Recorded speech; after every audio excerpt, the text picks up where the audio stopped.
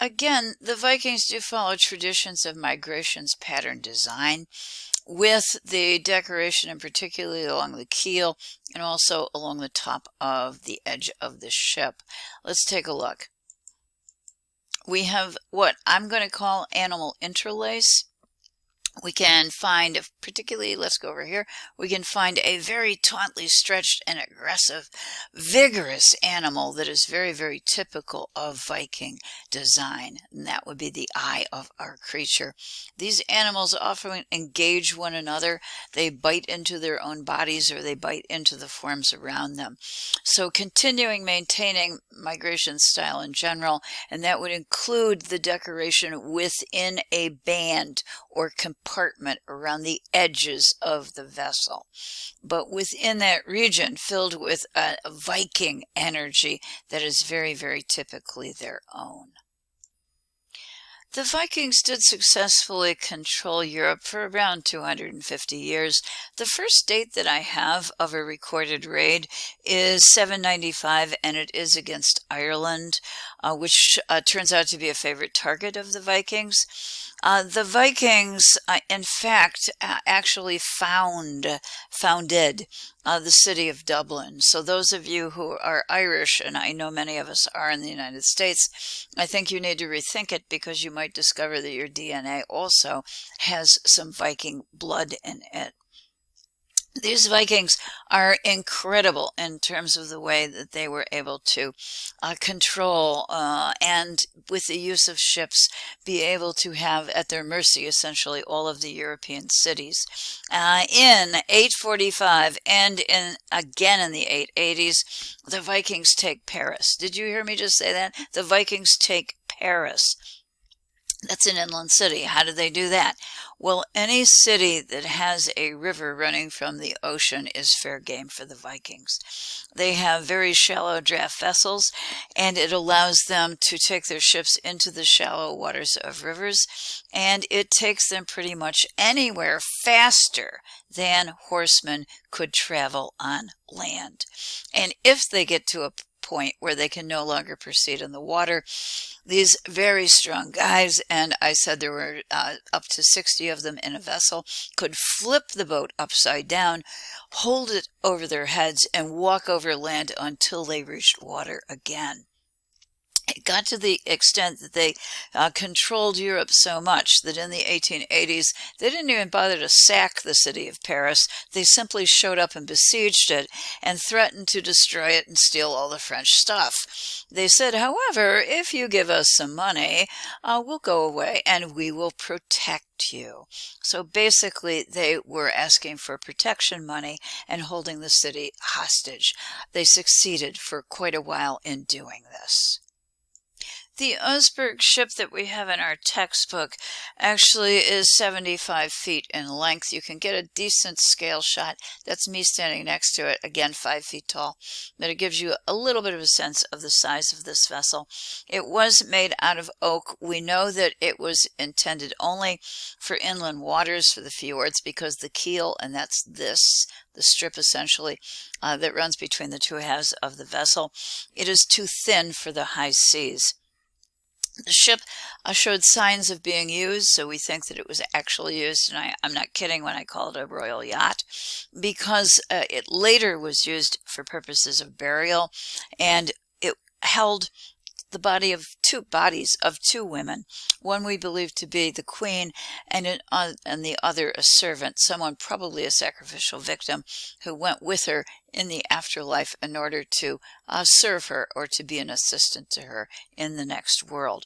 Unfortunately, this was looted in the past, so we've lost all of the gold and the metalwork that would have been in it. But what we do have are objects of wood that have survived, and that animal head that I showed you is one of those. As you can see in the lower left and upper left as well, these are photographs of what this looked like when it was excavated in Norway in 1904. The ship required extensive restoration. It was oak. Most of the body of the vessel was intact. This is about 90% original wood that the Norwegians have been able to put back together by steaming it and fundamentally restoring it. I have an article for you to take a look at on the restoration of some of the other materials that survived from the burial. I think perhaps this lets us know how difficult it is sometimes to save objects that we've excavated, and why, as you'll see in the article, it's sometimes a good idea to wait until future generations to actually take them out of the ground. The Vikings will actually settle in Normandy, which will thrive. They will become Christian there, and Christianity is going to spread to their homeland as well. You might guess that they're going to be a little thin on the Ten Commandments, at least at first. They resisted giving up their own gods. They embraced the new one, and they thought he fit in just fine.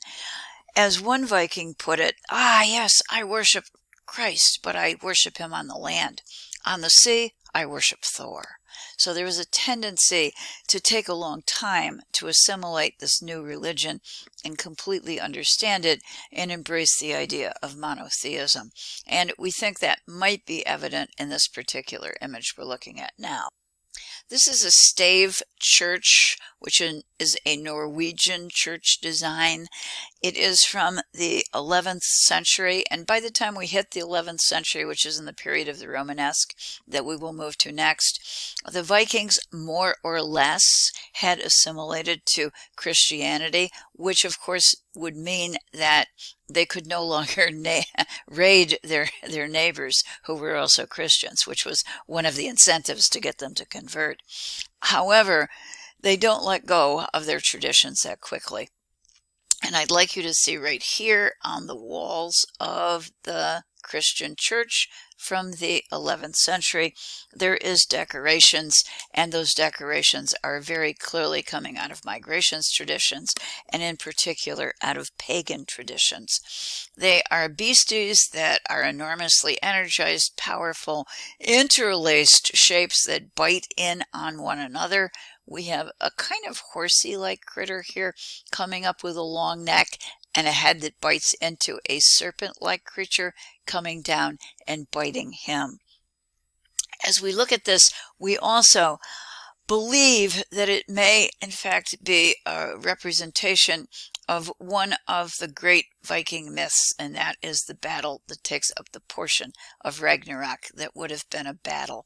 Ragnarok being a series of events at the end of the world, incorporating a series of natural disasters and battles that take place and destroy pretty much everything.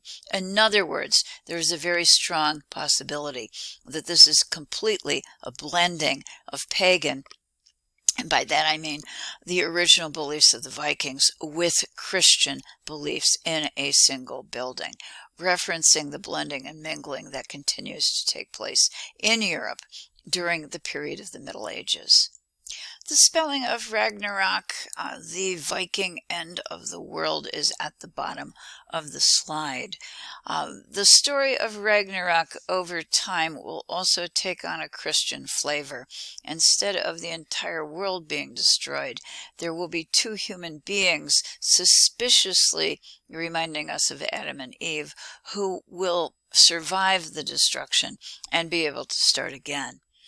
The rise of Christianity, then, is going to, technically at least, end the Viking Age, because you can't pillage your neighbors who are fellow Christians.